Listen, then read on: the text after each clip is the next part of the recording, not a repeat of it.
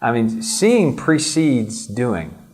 And if I don't see, what I do will be like this. It will be very cautious. It will be kind of putting around. I think we need to open our eyes. I think we see what Jesus sees. And just say, Jesus sees a white harvest. I see it. And I want to see it more. And ask him to see what he sees. And then I think we need to speak like Jesus speaks. And often we're speaking words of doubt. We're speaking words of discouragement. We're talking about the hard soil that's here. How difficult Europe is. And that's what's in all our speech. And when we talk like that, then everyone starts their attentions drawn down to, Jesus could have said, hey, do you see that competitive temple up there? Let me tell you all the history of that temple. See these two mountains, let's exegete how these... He could have talked about, and he just said, it's white harvest.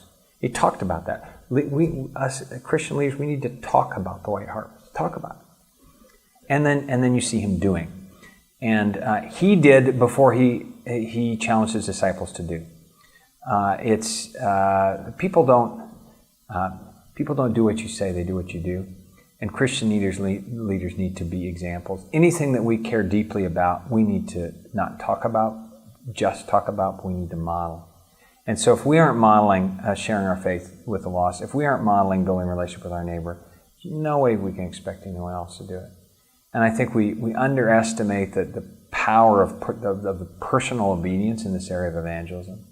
If every one of the leaders here at ELF would just say, I'm going to share Christ with one of my neighbors in the next 2 weeks, the ripple effect of that could be just astounding. Because we know that the ripple effect of Jesus' faithfulness at the well, actually you can fast forward to Acts and find a whole revival in Samaria that is the ripple of that conversation.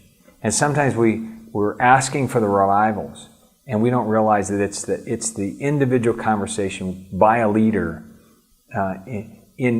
visible in front of his followers, where he models the way. That is often what starts the revival down the road. We begin with personal revival and personal obedience, which then spreads to corporate obedience. And I think Christian leaders across Europe are lazy in the area of evangelism, of personal evangelism. They're not showing the way personally. And if we would get out of our offices and get out of our cars and get across the street to our neighbors and start talking about Jesus, I think we would see that the harvest is ripe. See that it's ripe.